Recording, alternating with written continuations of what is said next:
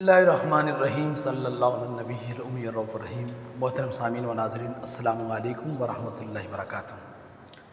سامعین، ایک بادشاہ کی ریاست میں بدامنی، لاقانونیت، مہنگائی بہت زیادہ ہو گئی۔ اس بادشاہ کی سلطنت کا نظام درم برم ہو گیا، تباہ و برباد ہو گیا۔ بادشاہ اپنی سلطنت کو لے کر بہت زیادہ پریشان تھا، اور اسی دوران بادشاہ نے ایک عجیب و غریب فیصلہ کیا۔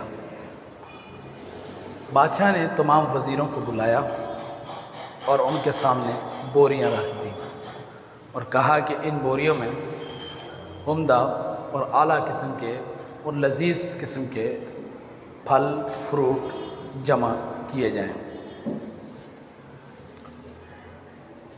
تمام وزیروں نے بادشاہ کے حکم کو سنا اور تابعداری کرتے ہوئے اپنے اپنے حصے کے بورے لے کر نکل گئے۔ کچھ وزراء نے اپنی عادت کے مطابق، یعنی جیسے کہ ان کے میں عادت ہوتی ہے کام کرنے کی، کچھ لوگوں کی عادت بڑی اچھی ہوتی ہے کہ وہ اپنا کام امانت داری، دیانت داری اور بڑی عمدگی سے کرتے ہیں، اور کچھ لوگ کاہل، سست اور غافل ہوتے ہیں، وہ اپنا کام ہمیشہ کام چوری سے کرتے ہیں۔ بادشاہ کی وزیروں میں بھی ان سبھی اقسام کے وزیر موجود تھے، تو ہر ایک وزیر نے اپنی اپنی عادت کے مطابق پھل چنے۔ ان میں سے کچھ تو ایسے تھے کہ جنہوں نے صرف یہ سمجھا کہ ہم نے توڑا بھرنا ہے، کیونکہ یہ خانہ پوری کرنے کے عادی تھے۔ یہ بادشاہ کی سلطنت میں کام بھی ایسے ہی کیا کرتے تھے، لہٰذا انہوں نے جو کچھ انہیں ملا وہ توڑے میں ڈالتے گئے۔ کچرا ملا وہ ڈال دیا، تھیلی ملی وہ ڈال دی، پلاسٹک ملی وہ ڈال دی، کوئی پھل ملا وہ ڈال دیا۔ ان کا مقصد صرف بوری کو بھرنا تھا، خانہ پوری کرنا تھی، تو انہوں نے اپنی خانہ پوری کر دی۔ اور کچھ وزیر ایسے تھے کہ جنہوں نے پھل چنا، لیکن انہوں نے اس بات کا خیال نہیں رکھا کہ یہ اعلیٰ ہو، عمدہ ہو، لذیذ ہو، میٹھا ہو۔ انہیں جو پھل ملا وہ اس میں ڈالتے گئے، کھٹا، میٹھا، جلا، سڑا، جس قسم کا پھل بھی ملتا گیا وہ اس بوری میں ڈالتے گئے۔ انہوں نے بھی اپنی بوری بھر لی۔ تیسری قسم کے وزیر وہ تھے کہ جنہوں نے بادشاہ کے حکم کو اہمیت دی اور اپنے کام کو امانت داری اور دیانتداری کے ساتھ کیا، تو انہوں نے پھل چنے اور عمدہ اور اعلیٰ اور لذیذ ہی پھل چنے، جیسے کہ بادشاہ نے ان سے مانگا تھا، ان کو حکم دیا گیا تھا، ویسے ہی پھل انہوں نے چنے۔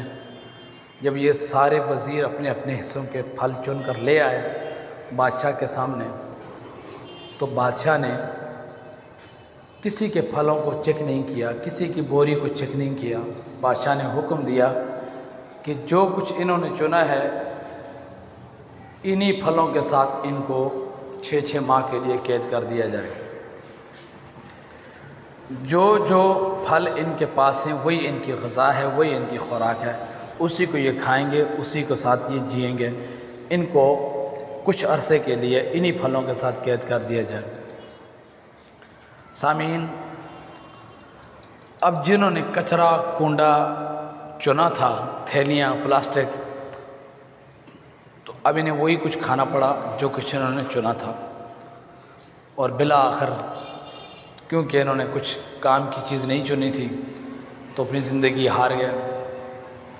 اور جنہوں نے کھٹا، میٹھا، گلا، سڑا چنا تھا تو انہوں نے کھٹا، میٹھا، گلا، سڑا کھانا پڑا، اور جنہوں نے اعلیٰ، عمدہ، لذیذ چنا تھا انہیں اعلیٰ، عمدہ، لذیذ کھانا ہوا، کھانے کو ملا، اور ان کے چند دن ایک بڑے آرام کے اور فرحت کے گزر گئے، خوشی کے گزر گئے۔ سامعین،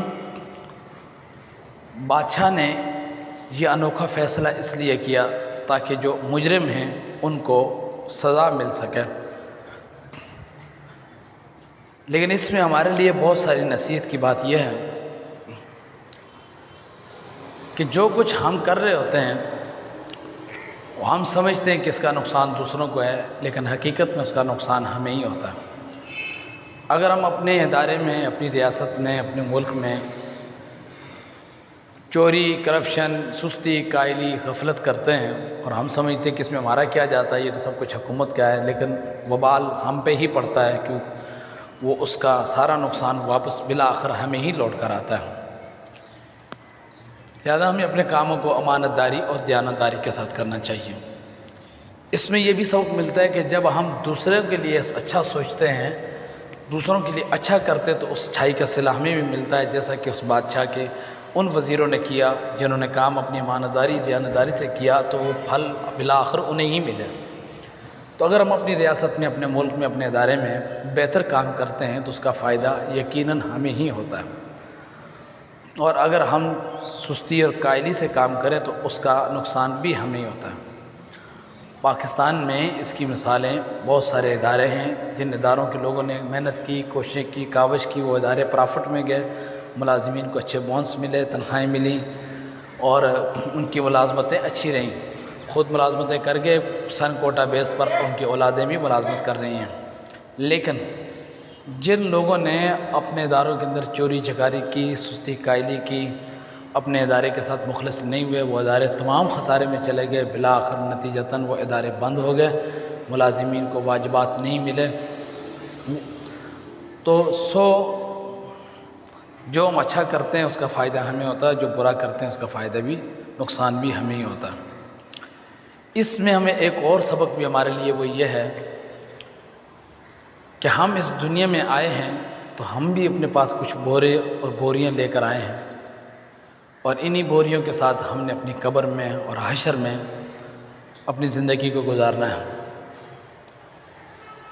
یعنی کہ ہم بھی دیکھیں کہ ہم اس دنیا سے کیا کر کے جا رہے ہیں۔ اگر کچھ اچھا کر کے جا رہے ہیں تو اپنے ساتھ ہم اچھا لے کے جا رہے ہیں، اور اگر برا کر کے جا رہے ہیں تو ہم بھی اپنے ساتھ برا لے کے جا رہے ہیں۔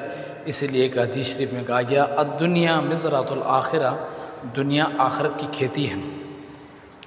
اس دنیا میں جو جیسی فصل کاشت کرے گا، کل قیامت کے دن وہ اسی کا پھل، اسی کا اناج اور اس کی فصل کو کھائے گا۔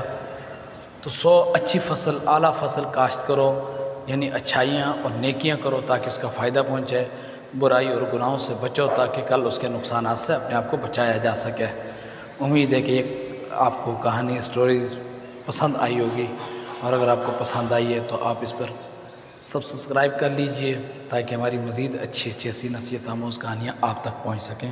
والسلام علیکم ورحمۃ اللہ وبرکاتہ۔